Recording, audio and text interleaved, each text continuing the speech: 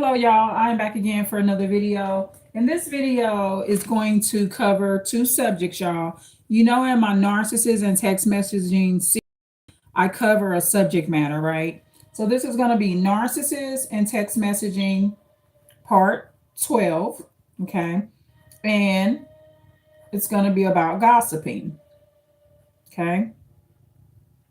Narcissist and text messaging part 12 and talking about gossiping or the gossip. So, the gossip. So, what prompted me to think of this, how to kind of merge these issues together is Daniel and I were in the prayer app. And in the prayer app, it talks about gossip. And I'm going to give real live examples, y'all.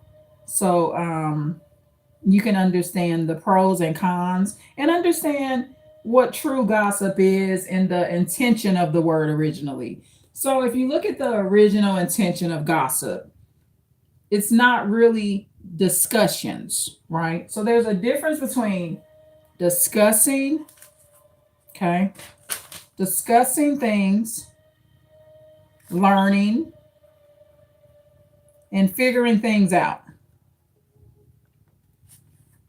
in a benevolent way, which means it's not malicious, which means it's not malicious. I apologize for that.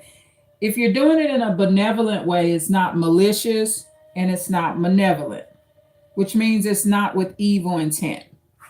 Now, this is the issue that will come about when you're discussing, learning, figuring things out,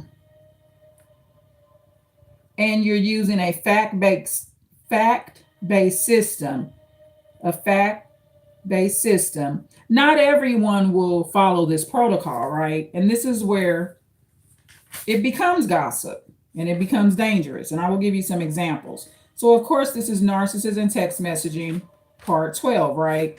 So I had mentioned approximately around last August, I had texted a sister that, you know, she oftentimes would bring up my ex. Okay. And it was around last August. I had mentioned to her to proceed with my life and to better my life. I don't want to talk about my ex. On here, I call him my ex aware narcissist because he claims that he is a narcissist. So I'm not gossiping and I'm not assassinating his character when that's what he calls himself. You see the difference? It's a big difference there. Also, I never gave you the man's name, right? So I'm not showing you photos of the man or anything like that. So again, I came up with this idea through to Daniel and I being in the prayer app. And also, what I find that when I wait to do a video, please click like, y'all, since y'all are in here. When I wait to do a video, sometimes I'll have an idea and I'll wait to do the video because it's something else that the Lord wants me to include in this video, which will make the video better. It's kind of like this, y'all. Timing means perfection. Isn't it funny how 3 people get out of the live just because you mentioned the Lord? And I'm not going to stop doing it because people do that. Ain't that sad? And you wonder why we have so many problems in the United States of America.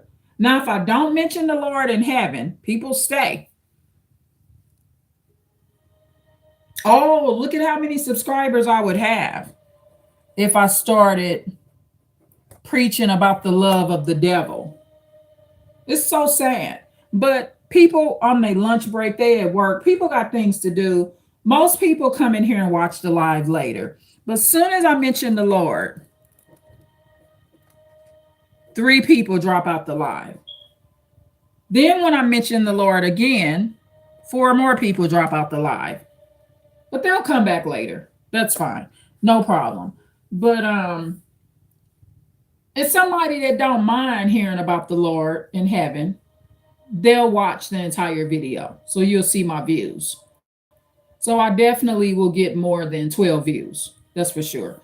So anyway, narcissism and text messaging part 12.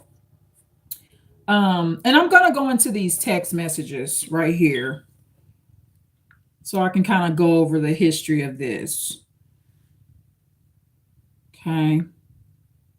Narcissism and text messaging part 12, gossiping. And this isn't a video that's gonna be necessarily teaching against it, right? I'm going to be teaching proper boundaries within gossiping and explain to you what the differences are. So, okay, so last August of last year, I had texted a sister.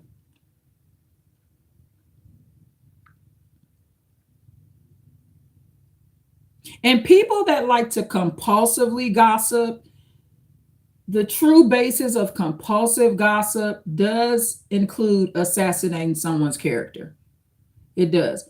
One of the things they will not like is for you to tell them that a discussion is no longer going to be available to them. Okay, so someone with bad intentions that wants to keep drama and chaos going, that doesn't mind gossip, that actually assassinates the character of someone else, they will be annoyed when you say, I don't really want to talk about that anymore.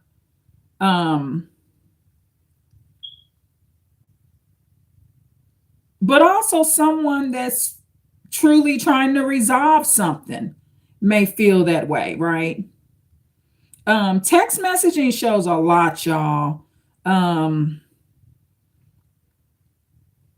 good way to know an enemy is when you text about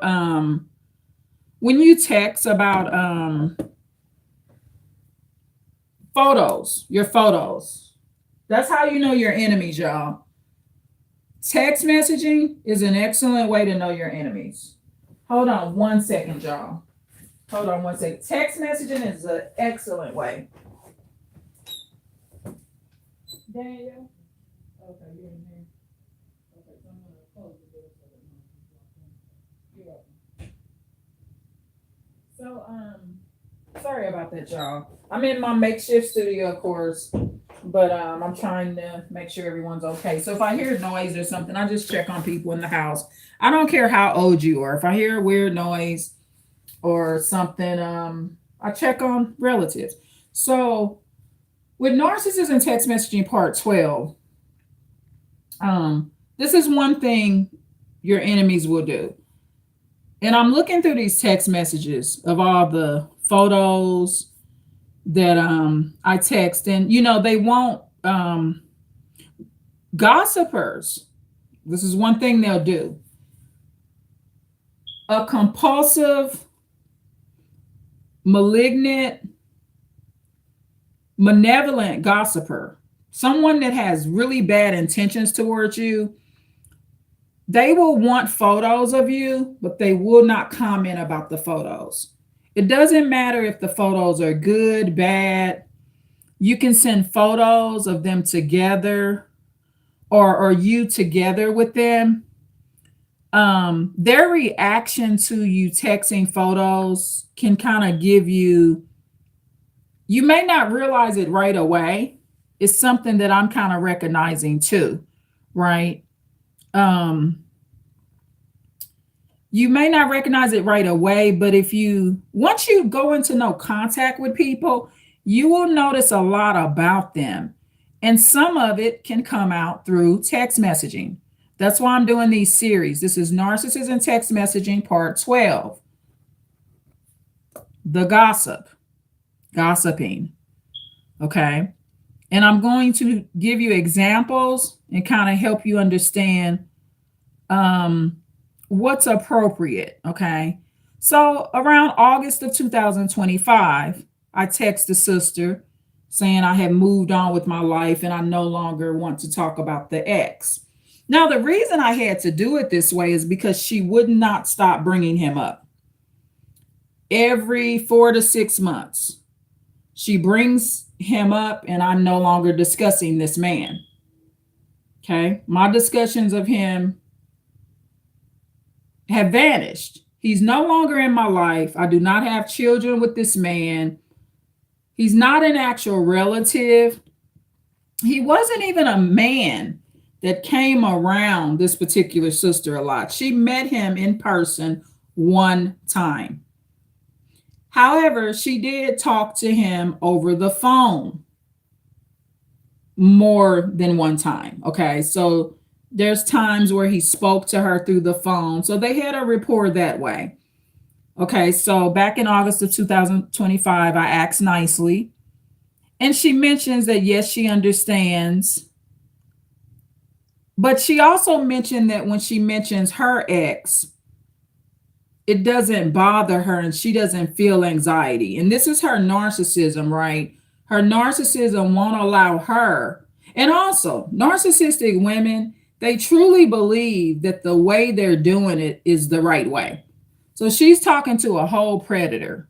This man that she's talking to did something very inappropriate towards one of her young teenage family members. But the fact that she doesn't feel anxiety when she talks to the fool, it lets you know the level of her severe mental disorder. If you don't feel some kind of anxiety, and anxiety is a good thing, it's your protector. It's letting you know that I should not be talking to this man. So she stated in August 2025 that she understands my perspective, that I don't want to talk about the ex-aware narcissist anymore. However, she says she wants my thoughts to be happy and clear and move forward. And that's a lie. She doesn't. That's why she brought him up again. And I had to say something else to her. So what she's texting me, she doesn't really mean it. Okay. There's a disingenuous spirit to it. So the narcissist in text messaging, part 12, talking about gossiping, this will be something she won't really like because it takes us out of what we would call toxic gossiping. Also, it moves us on to other subjects we could talk about or gossip about that may be much more healthier. All gossip ain't unhealthy. It's just not all of it. Some of it is, but just the mere fact of discussing people and things, it gets you out of these fake movies.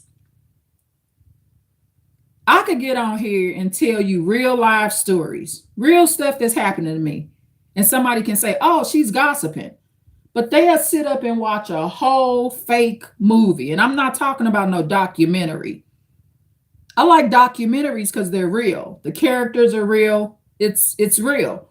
But somebody will sit up and watch some old fake Hollywood movie, everybody acting. Sometimes those movies, those events have happened, but those aren't the real characters, even if the thing or the event really happened, right? So,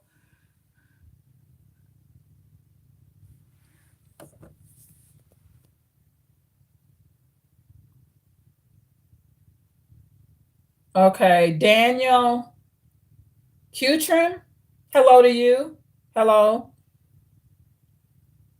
My son's name is Daniel, but that doesn't look like his YouTube channel. So, hello, Daniel. Welcome into the live.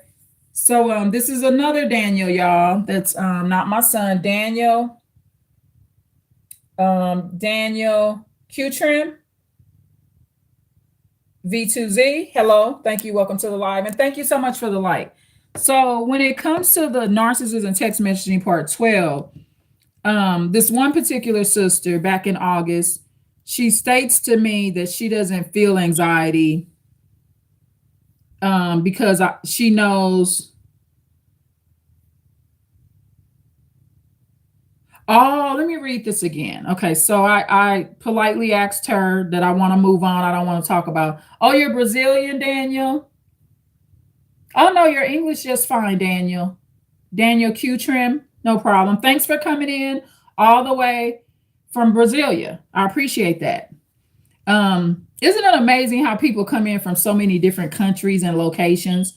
So going back to narcissists and text messaging part 12, back in August, I asked politely, that I don't want to talk about the ex-aware narcissist. I do it on this channel, and HG Tutor discusses this as well. He's a British man, and he's a diagnosed psychopath, and he's a narcissistic psychopath.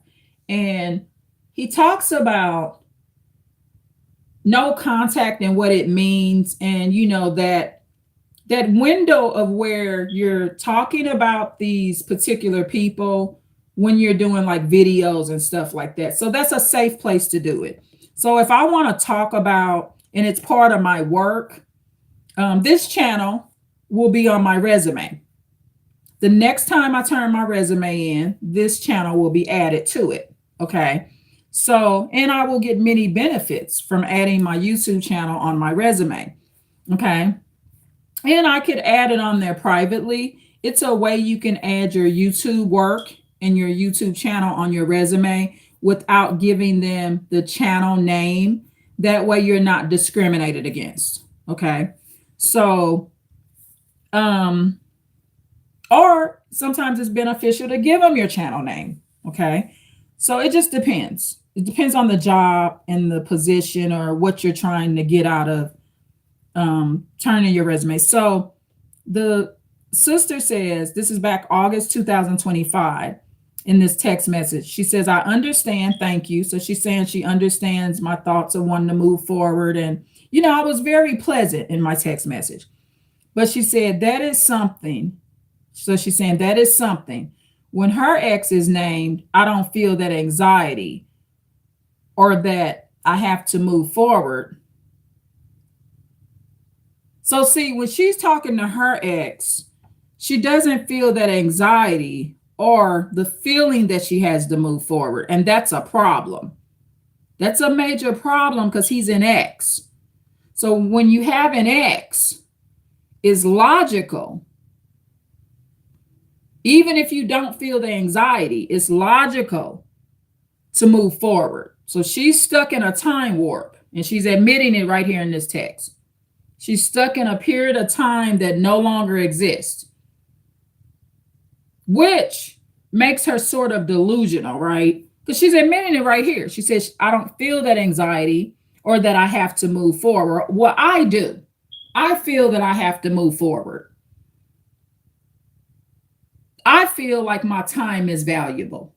Now, if I'm going to discuss my ex-aware narcissist and I'm going to teach and discuss it here so we can learn and you can navigate different ways of how to move on with your life, also setting an example. I'm setting an example that you also can move on with your life.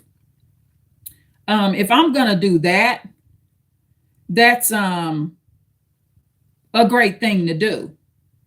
But going back to the subject of gossiping, because remember when I do the narcissist and text messaging series, I pick a subject matter that's connected with it. So I also have a playlist, right? So when you go back in my narcissist and text messaging series, there's also a subject matter that I always attach. Okay. And it's helping me a lot and you a lot, but it's really helping me because it's allowing me to go back into this text message and get something else out of it. Kind of like what detectives do. They watch a video more than once to great detectives do this. They don't need to gather 100 more videos to solve the case. They just watch the same video of evidence that they have, and they watch that video 100 times if they have to. And they get everything they need to know right from that one video, because when you're watching a video, and whenever you watch any video or movie or documentary, if you watch it more than once, Each time you watch it, you learn something new. I've tried it, y'all, and they're not lying. I watched some experienced, seasoned, trained detectives talk about this, and they're so right. They're not lying, y'all. They watch the same video over and over. What's easier, to watch the same video over and over and to go ahead and solve that case, or go out and do the legwork to find 50 more videos? All your answers are right in that one video. You just got to keep watching it to notice that little red piece of cloth on that little bush over there that has some initials on it, right? So it's very it's true. It's true. I've tried this myself, and it's so true. It's so true. I can watch one of my videos, I can review my video 3 times and come up with like 25 additional video ideas. Yeah, just from watching my video. I sure can. Just viewing it one time may not come up with as many video ideas, but if I have my pen and paper ready and watch my live videos, I can come up with 20 additional video ideas just from the video. Just from one video. It's possible. It sure is. And so that's the same things that detectives are doing. So let me go back here to this text message.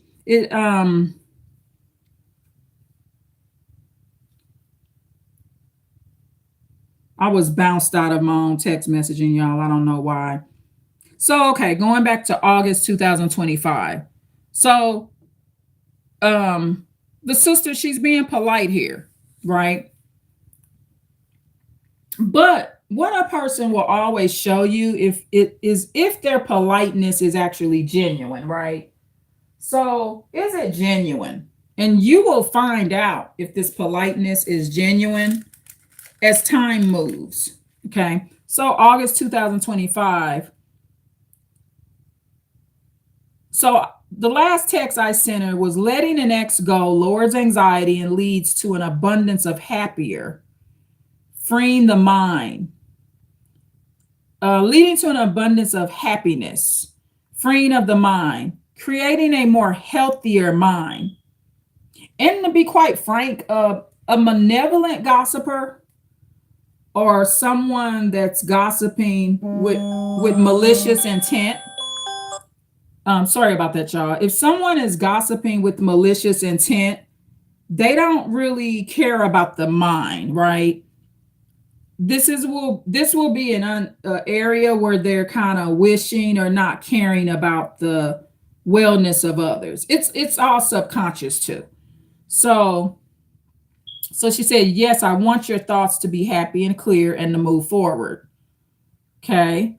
This is what she wants. This is what she claims she wants. But this is also a lady that back in 2012 expressed that she doesn't believe in complete happiness. It's not a belief of hers. Narcissists don't do happy. This is one of the things that HG Tutor will say to you. They don't do happiness.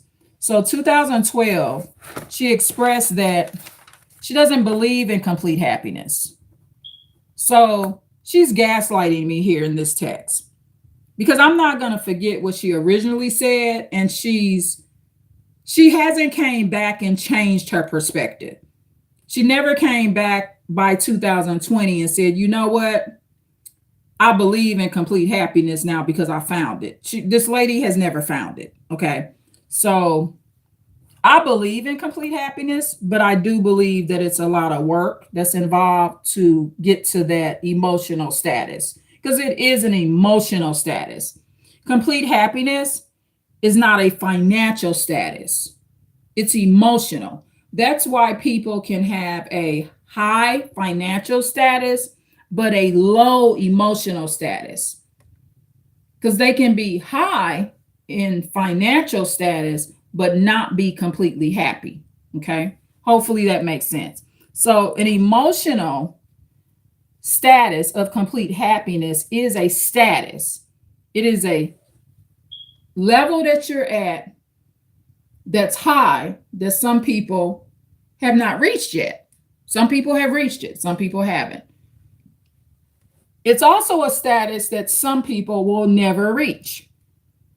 I most likely will not die a multi-billionaire. I may never meet that financial status. I may be out of time to meet it. To be a multi-billionaire, that may be a status that's easier to meet when you try when you're very, very young, right? So just being realistic. So I'm just using finances as an example. So the sister, she says, this is back in August 2025, because remember, this is Narcissism Text Messaging Part 12. So she's saying, yes, I want your thoughts to be happy and clear. But she's saying that is something. When her ex is mentioned, she don't feel that anxiety. So that's a form of her devaluing me, right? Well, what I'm feeling is some kind of way making me crazy or something. She's devaluing me. Because this lady's highly narcissistic at times. This ain't a whole empath that I'm texting, right? An empath would have just stopped talking about the man. Empathic people, you stop mentioning the dude, I stop mentioning the dude.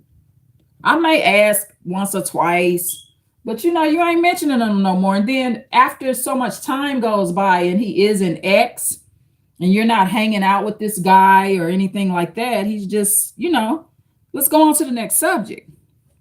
So she says, I don't feel that anxiety or that she has to move forward.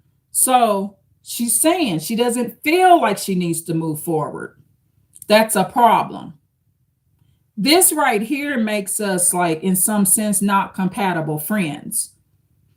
Why doesn't she feel she needs to move forward when she no longer is with this man? She's not in his physical contact. But she won't feel that she needs to move forward if she doesn't go into no contact. No contact with your exes. Your natural instinct will tell you to move forward if you do the first right thing. It's an ex. So if you go into no contact, especially an ex that's a predator, her ex is a predator. My ex-aware narcissist is a predator. I told you what he did to a prior prostitute that he used to be a pimp of when he was in his very, very young years. Now, by the time I met him, by the time I met the ex-aware narcissist, that part of his lifestyle had ended. But a pimp always think they're a pimp. A pimp is always, I don't care if he did it 2 years when he was 18 years old. That's his mentality, and that's still a lifestyle. And being a functional drinker, subconsciously, he's always a pimp, no matter what. He don't need to have hoes up and down one of the main streets on the West Coast to still have a pimp mentality. So this sister is saying she doesn't feel like she have to move forward. Well, that's her problem. I feel like I have to move forward. But this is why in 2012, when we talked about complete happiness, that's why she's saying she doesn't believe in it, because she's not going to do the work to make it possible. Okay? Complete happiness is not something that you just wake up and become. You have to put in the work. So she's not going to put in the work. So see, she's not going to get my result. She'll always be more miserable than me because she does not have the strength or courage. This is not saying this lady's a horrible lady. It's just that she doesn't have the strength and courage and the wherewithal to do what I'm doing when it comes to this emotional status. But she's saying she knows that she has to. She doesn't feel the anxiety or that she has to move forward because she knows that she has to. So what she's saying here, it's a little gaslighting. It's kind of like an oxymoron. She just knows that she has to move on, but she's not putting in the action to move on. So she's living in a delusion. She's believing that she can keep talking to exes, talking about exes in her personal conversations with other ladies, and she feels like it's just going to magically happen. So she's showing a sign of what I would call magical thinking. And HG Tudor talks about this when he teaches about narcissism. So there's a form of magical thinking that she has. She doesn't feel the anxiety or that she has to move on in her text or to move forward, as she says, because she knows that she has to. But part of moving on is the no contact. You no longer speak to these predators, pimps, child molesters, a man that's coming onto your teenage relatives and little kids in the family, men that's addicted to pornography, men with sexual addictions, drinking addictions, gambling addictions. These are people that you should be going into a no contact with. This man ain't her son. She has no responsibility. The Lord has not anointed her to really save this predator. All he's going to do is cause her more problems. So she says, she knows that she has to. So you're doing the right thing, sweetie. Yeah, but this is a narcissistic lady, so she can tell me I'm doing the right thing. And if she in any way feels that way, she's still going to have some jealousy and some annoyance of my ability to make it happen. And she will show that because eventually she will bring my ex up again. So all of that I read to you that she said is disingenuous. And then messy people, I done sent her photos, happy photos with Daniel's accomplishment of being free and living his life. And they don't comment about your photos. Some of them will comment. Some people that are genuine will comment on the phone with you. Like, that photo was beautiful you sent me. Thank you for the photo. Some people won't always respond that your photo is nice or they're happy for you in the text. Some of them will respond verbally. And if they do it that way, they're still genuine. Okay. But people that chronically ignore photos, some people are just very neglectful towards their relationships, right? They will have a very narcissistic relationship, even in their text messaging. They're not paying it no mind. And those people that don't respond, initiate text, they don't have a text life with you, so to speak. I'm going to call it a text life. Just stop texting them. Because some of them, they going to say, well, I work 20 hours a day every day. I don't have time. So people that don't invest in relationships with you, whether it be your texting relationship, your verbal relationship, your physical relationship, just take that part of it out. I have relatives like that. They'll tell you they're not going to too much reply to your text. They're not fulfilling their relationships. And most of those people that are like that, you will notice that they will never have any consistent long-term relationships, whether it be with their parents, their children. They're sporadic and they're very neglectful in their relationships. And they do it through texting.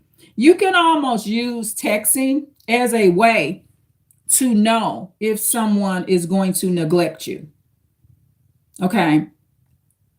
Sometimes the way people treat you in texting, when they ignore your photos, they ignore your kind words. When they ignore all of that in text messaging, it can also mean that they're going to actually be ignoring you. So pay attention to that. Texting can be a red flag. Or if they're just texting you and never talk to you, that's a sign too. because texting alone should not make a complete relationship. You should be actually hearing a person's voice. So I read you those sisters' texts. So she's gonna do it again. Narcissistic people are repeat offenders, no different than criminals. February 6th, she does it again, 2026. February 2026. I have to notify her once again. Sister, just a friendly reminder not to bring this ex up again. Just a friendly reminder. Now, she will go on the run, just like people do, just like the feds in the state. They mail people a letter notifying them of their criminal activity. A narcissistic person, when you notify them again that they reoffended, but you're doing it friendly. I do it very friendly and good-hearted. She went ghost. A gossiping, a malicious, malevolent gossiper, they don't want to be told or asked not to talk about certain areas of life that is legitimately gossip. Also, what I'm doing, when I stop talking about my ex with her, I'm giving him his freedom, and I'm also ending my relationship with him respectfully. Because remember, my ex-aware narcissist, he's never beat me down. There's no black eye he gave me, right? He ain't shot at me. Overall, my relationship with him ended pretty respectfully. It ended pretty respectfully. Even as an aware narcissist that he is, it ended respectfully. I'm not gossiping and assassinating his character because he calls himself a narcissist. He told me, he said, "God damn right I'm a damn narcissist." Okay, so I'm not gossiping about him. Yeah, so this is what he proclaims that he is.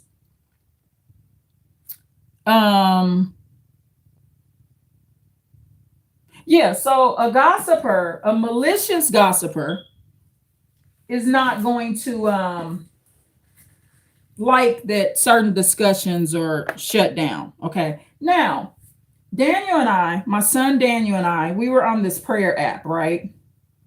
And it talks about the subject of gossiping. Now picture this. What I like to do with my son is always give a little bit more detail of what these prayer apps are really saying.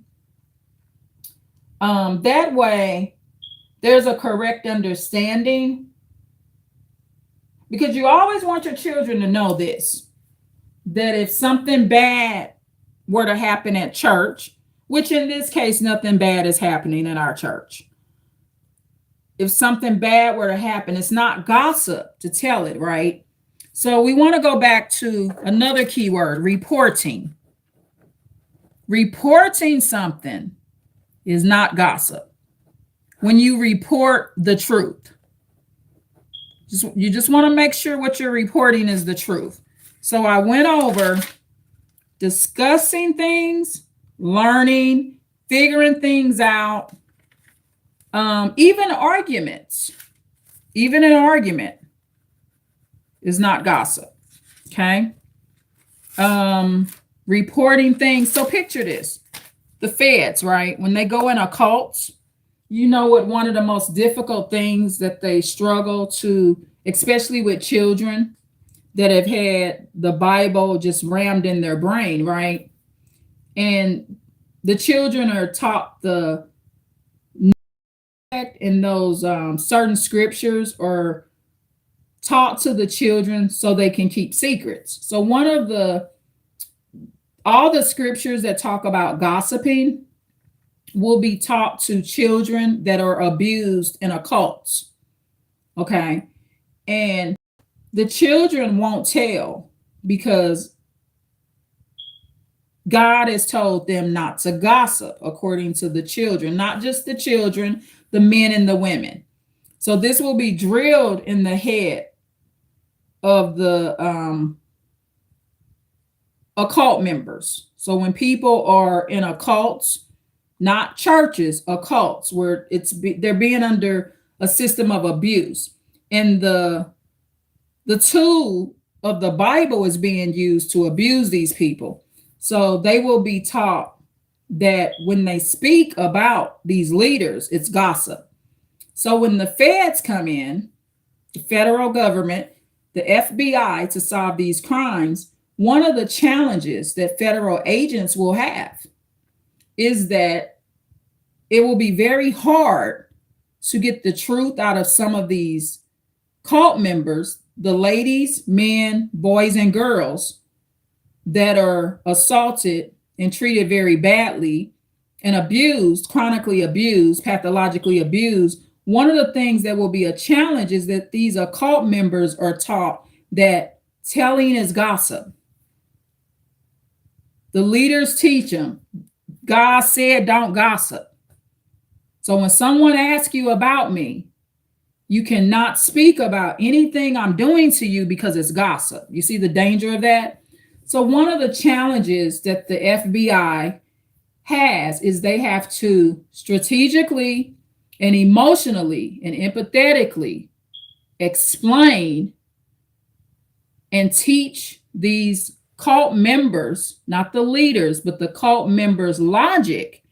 And they have to explain to them why them reporting what's happening is not only in their best interest, but it's not gossip. And the way they do that with these cult members is work on their truth seeker trait. You're not gossiping, son or daughter or little girl or little boy, because you're getting ready to tell me the truth, right? That's not gossip. And they also have to teach the cult members the same thing I just taught.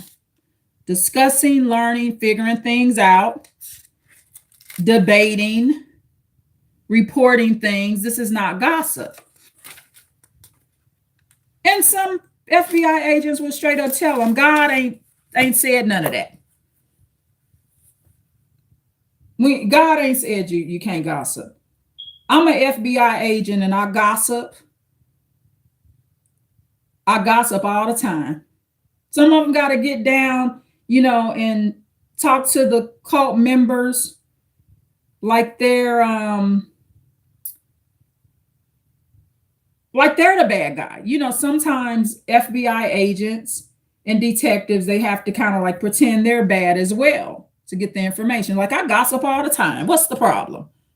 Tell me what's going on at this church or this, they still have to call it a church, not a cult, even though some of those investigations will be upon cults, but they still have to call it a church so that there's some normalcy still involved, so that they can get the information they need, because the intent of the FBI is to protect the cult members. That's their intention. And that is their goal. That's why they're investigating it. A lot of federal agents are very, very empathetic and good-hearted. That's why a lot of them get in that line of work in the first place.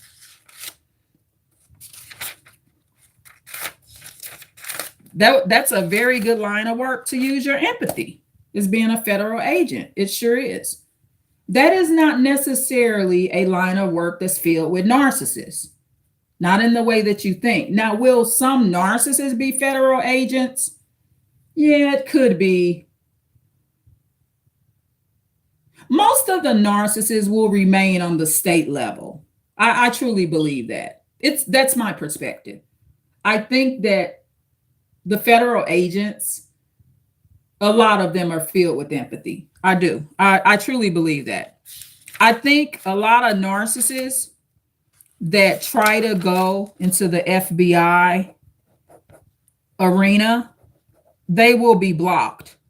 It's too many empaths in the Federal Bureau of Investigations. It is a lot of empaths. And those empaths are going to block narcissists. It's just going to be the truth. It's a word of mouth job anyway. It's a who you know job. It's a work very hard job as well. You got to go through their trainings now and pass their trainings and stuff. But it is a word of mouth job. It is there's still a lot of white supremacy involved in it as well. Okay. So they're covering those jobs for other white men and women. Okay. However, there are some black men and women that are FBI agents. They are. They're there. They are there. So going back to the narcissist and text messaging part 12, February 6th, she will begin her pattern of behaviors. Like I said, they're repeat offenders. So this sister will begin her pattern of behaviors, okay?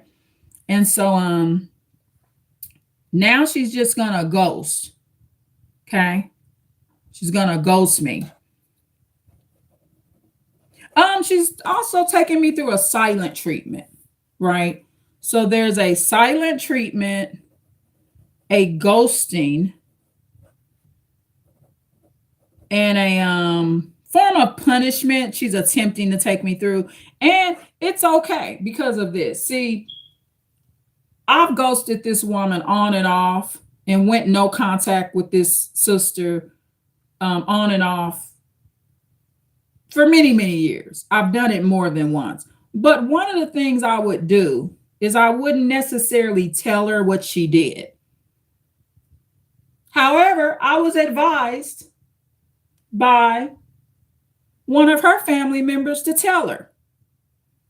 Okay? And her family member said, speak up, tell her. So I do.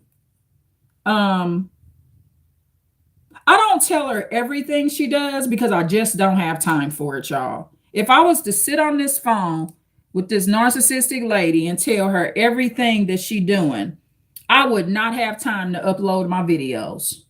I'm serious, y'all. I just wouldn't have time. So I can't, this is not my child. This is not my one of my students. She's also not a supporter of my YouTube channel. So I cannot everything she do tell her about it. Some stuff I say something about. Her last several offenses, I said something. And the other offenses, I said something to her verbally. This I put in a text because I had began texting her about this situation with her mentioning my ex-aware narcissist. I had began telling her about it through a text because that's how I felt more comfortable doing it. When you let someone know what they're doing through a text, they can't hang up on you. They can't argue with you. They're going to be careful how they respond because it is in writing.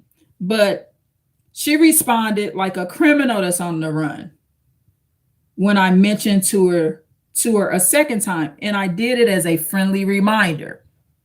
So this shows that I'm serious. Now, will she tell the truth of what's happening? She may not say anything about me at all. She may just treat it just like all the other times when she might just say, well, Irene, just stop talking to me again. I don't know why she stopped talking to me. That's what narcissists always say. I don't know why they're not talking to me. And they really don't. They don't. Especially once some time has passed. Time passing does not reveal the answer of why you're not talking to them. You know why? Because they forgot. It's hard to remember why somebody ain't talking to you when you forgot everything they said to you because you don't have no empathy to remember what the hell you did to them. So they don't know why the fuck you not talking to them. This is a motherfucker that's for real about it too. And I can prove it. I did the video with the RSVP thing of a covert ex narcissist asking me, why didn't I stay with him? Meaning stay in the relationship. I have to do another video about that separate, but I immediately, when I was living in the home with this covert narcissist many, many years ago, decades and decades ago, I was very open about telling him what my problem was with him. He don't remember that shit. So I'll do a separate video about that, but they don't know why you're not talking to them. For one, they never gave a fuck about you in the first place. So in order for me to legitimately know why you're not talking to me, and just because somebody's not talking to you don't mean you should necessarily care. They ain't talking to you. They're not in your life. But to just not have a clue, come on now, that's a problem, especially when you are the repeat offender. They're a repeat offender, acting like they don't know why you ain't talking. Why you in no contact? Why you not talking? And they repeat offend. And this sister may be fearful. When I did the friendly reminder, February of this year, 2026, she may be fearful that I am going to ghost her or go no contact again. But this time I wasn't. I wasn't going to ghost her and go no contact with her. I actually was giving her an opportunity to fix her problem. So instead of me giving her a silent treatment or ghosting her or going no contact, I just want her to stop the behavior. I wanted to continue the friendly relationship with the sister. Even though she's narcissistic, I still wanted to be on friendly terms with her. But she handled it like I'm the feds, and she got to go into hiding because I have sent her a second notice about her behavior. That's how she handled it. So going over more examples of gossiping. Okay, so I gave you the federal government example. There's another example I want to give you. So, okay, this is what the inspiration says in the Bible app. What keeps a campfire burning without wood? The fire will burn out. In the same way, gossip is something that needs a flame to spread. In this case, the flame is an individual with a mouth that speaks. Gossip cannot spread if people are not speaking it. Do you speak? Oh, no, it says this. Do you struggle with gossip or do you speak and gossip? If so, you must stop. This is a sin. See the sin part? I use the great example of the occult members, y'all. Remember what I told you the FBI agents have to do? They have to also get the members that are being raped, assaulted, sex trafficked sometimes. They have to get the members that understand that it is not a sin to tell. Because remember, occult members are taught that it's a sin to gossip. And reporting something, discussing something, having an argument, a debate, none of that's gossip. So instead, as a believer, you should speak uplifting words to and about others. So what this teaches is you to cover up for abusers. Sometimes ain't nobody gave you nothing to speak positive about. Okay? A lot of times you can't find a lot about. Now, I'm fair here. I will mention some good about my aware ex-narcissist. I told you he didn't beat me up or anything like that. He never blacked my eye. He never did me like that. But I'm being honest about that part, and I'm willing to mention that good part about him. Okay? But I'm also going to tell you how he kicked this prostitute in her head while she was on the ground. What I'm doing is reporting. I'm telling you the whole story. And it's not okay just because he ain't black my eye that he kicked some prostitute in the head decades and decades ago when he was very, very young himself. It's not okay. So what this kind of, with this gossip way that this app is teaching, it's also teaching you to speak uplifting words, but sometimes it's not an uplifting word to say. Okay. If you happen to hear gossip, do not share it. This is what this Bible app is saying. This is one way as a Christian you can extinguish this flame.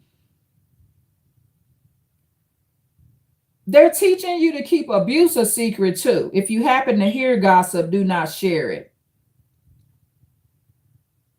I'm going to continue to share abuse that I know about. I'm going to share it. I want to leave an evidence trail of it. And it's not gossip when it's the truth. So what I have to do is when I'm going through this Bible app, and this is why I mentioned at some point that I want to start my own book and implement my own daily prayers or something, because I repeatedly have to edit this. I also have to explain to my son that when we're on YouTube or when we're discussing something that somebody did or has done, good or bad, we're not gossiping. We have a right to have discussions. Okay. Now, another example of this is when gossip becomes dangerous, because remember, I also remembered a fact-based system. I mentioned a fact-based system, right? So this is when it becomes dangerous. And I mentioned this on another video.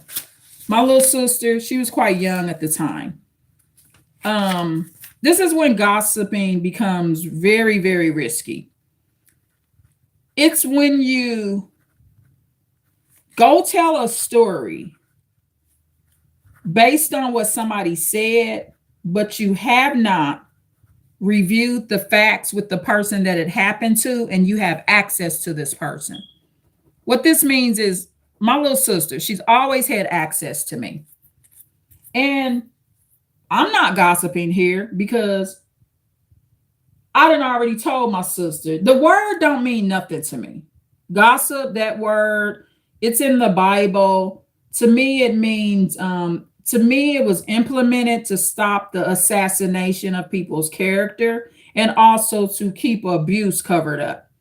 Remember, I told y'all the Bible is either going to make you an abuser, make you not be an abuser, or make you be a victim. This is what the Bible will teach. Hopefully you don't become an abuser. Okay. However, my source of how I view gossip will not be biblical. Okay. Because I have natural empathy. So I kind of will know a boundary of what to do and not to do. My boundaries will be natural because I do love the Lord.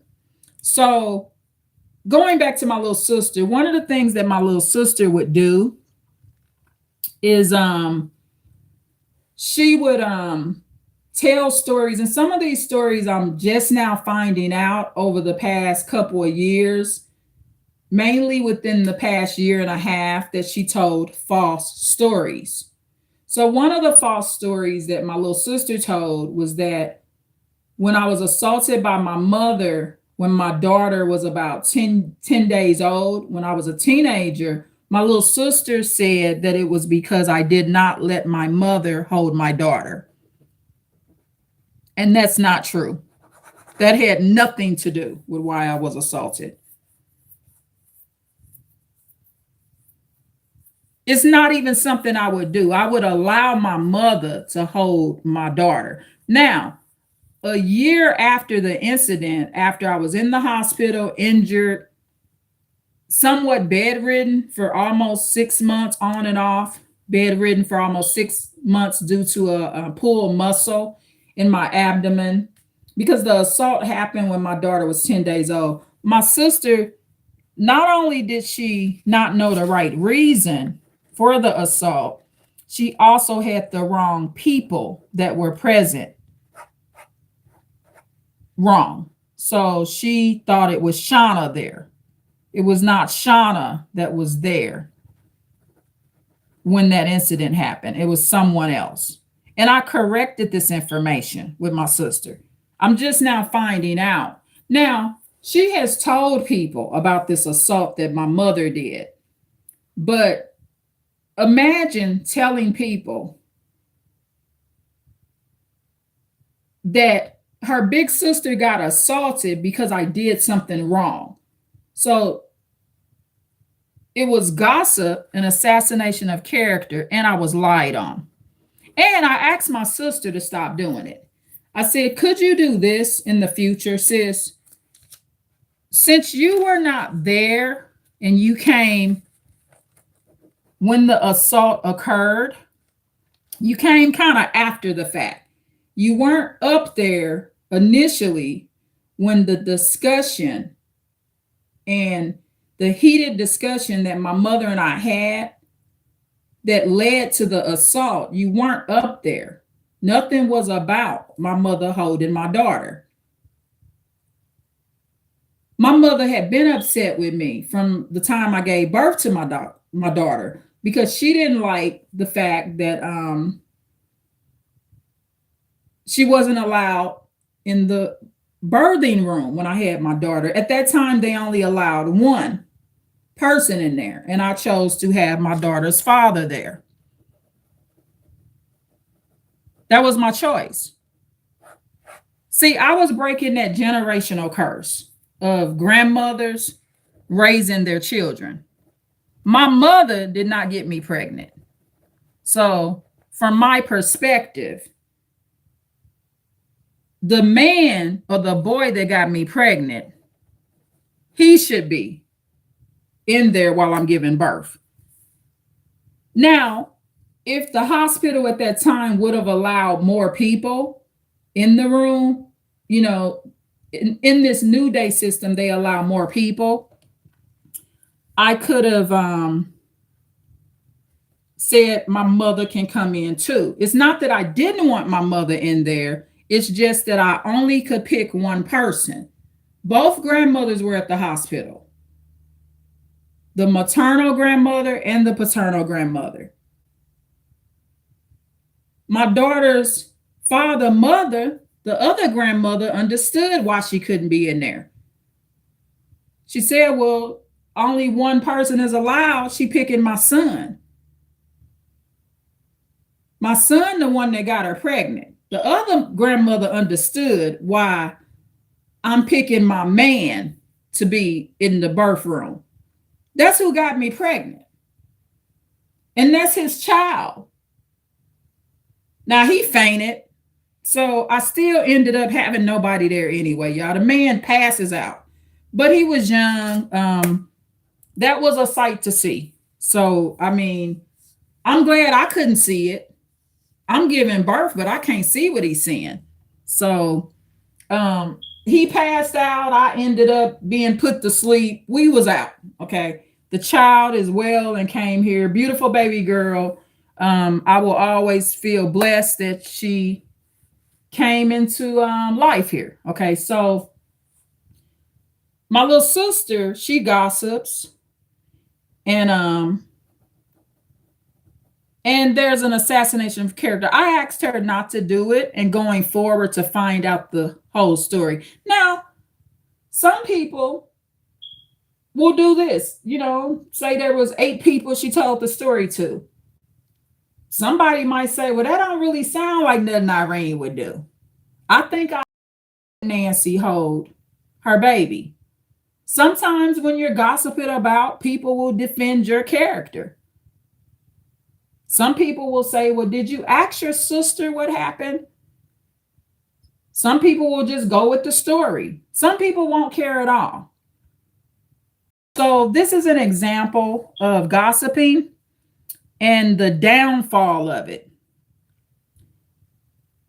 I say what I comfortably feel like discussing and talking about.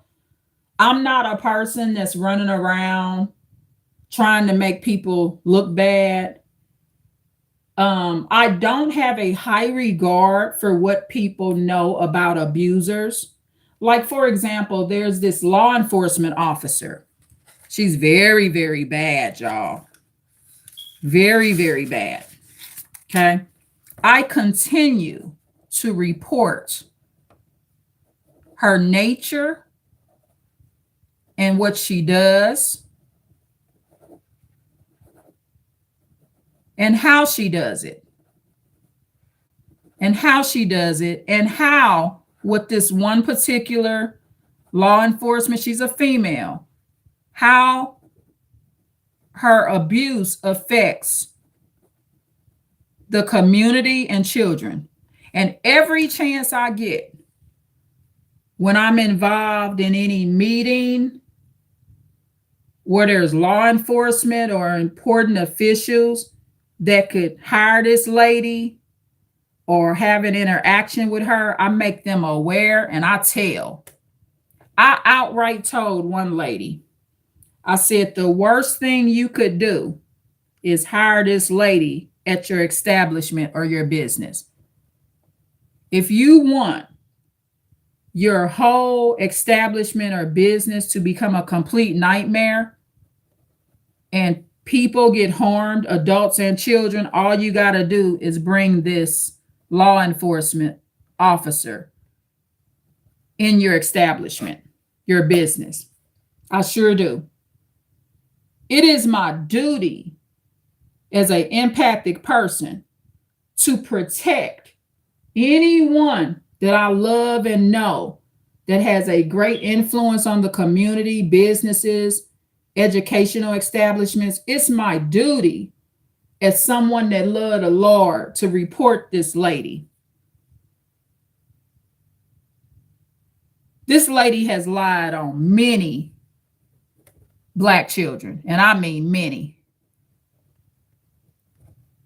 There needs to be an internal investigation of this lady, and that's how I feel. So I'm not gossiping. See, what I believe is gossip, I look at it like the FBI. We don't believe in gossip. Me and the feds, we look at gossip the same way. We ain't gossiping, we reporting. Don't allow the Bible to destroy how you are actually allowed to protect others.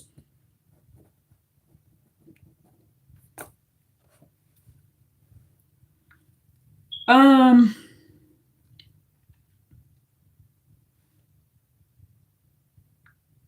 gonna look up what the term means from a Google perspective.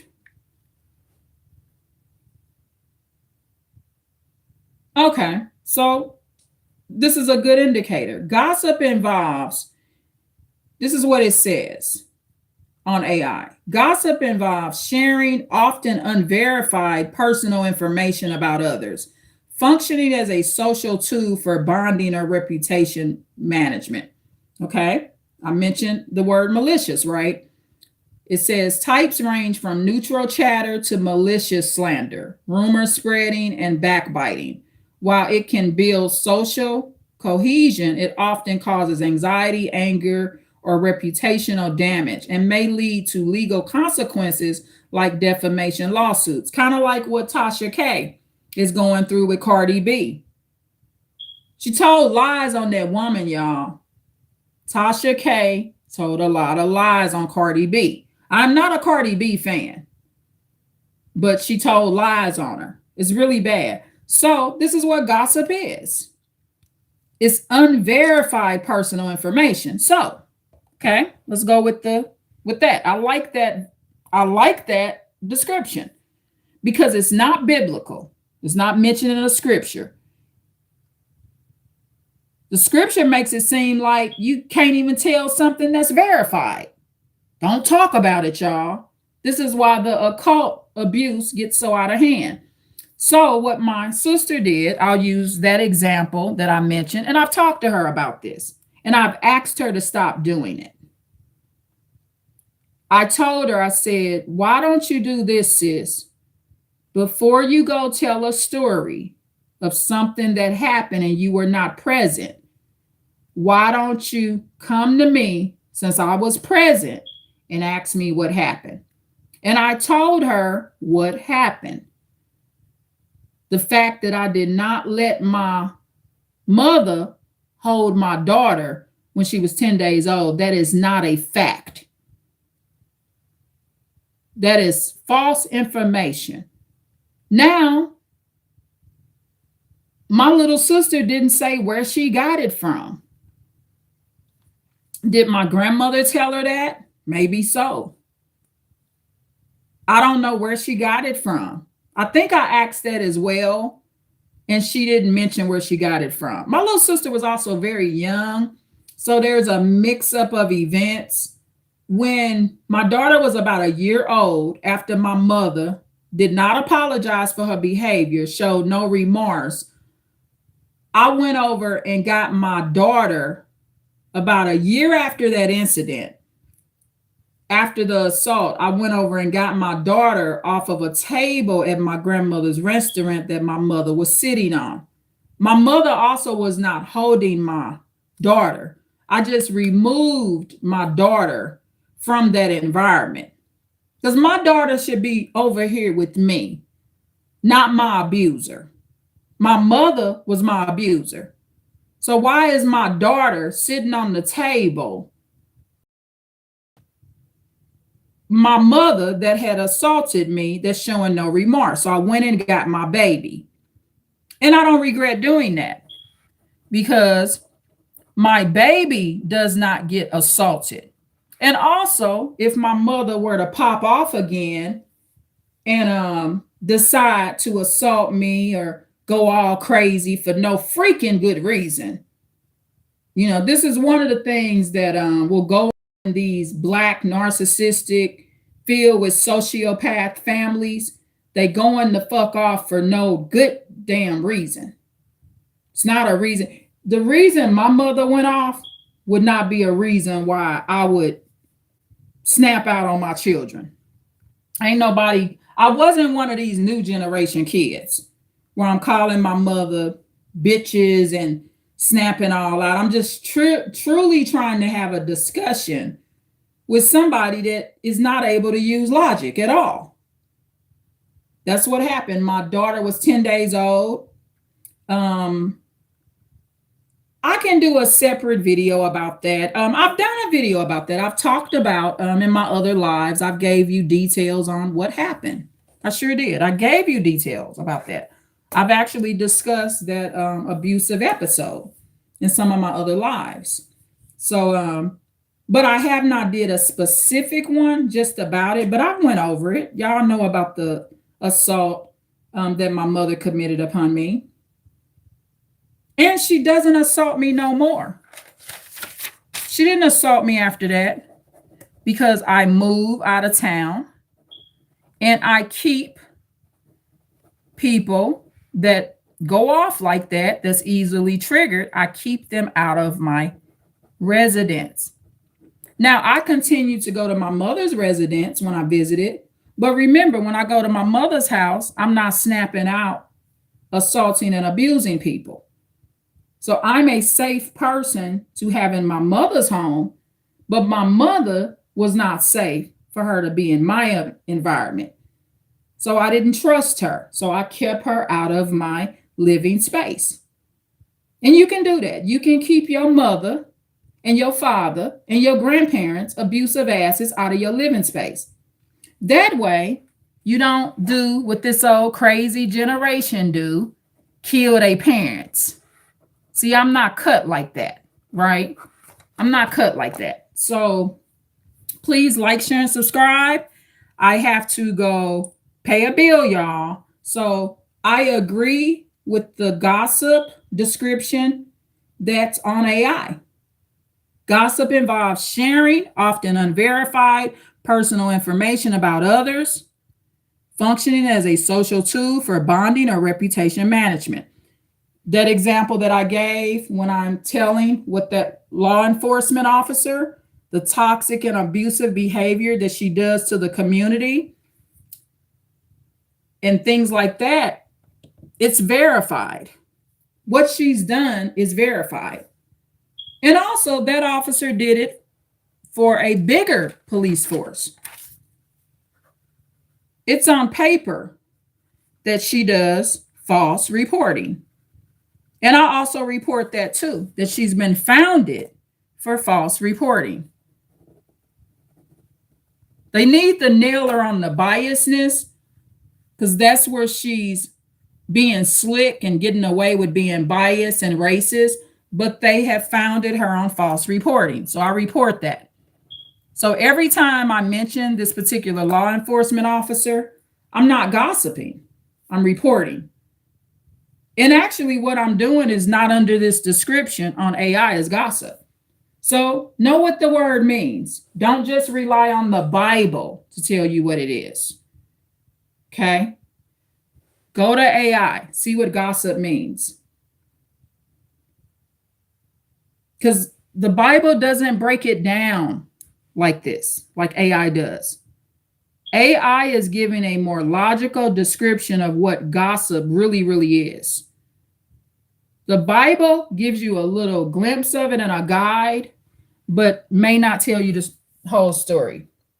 So let me see. Shah Muhammad, where are you from?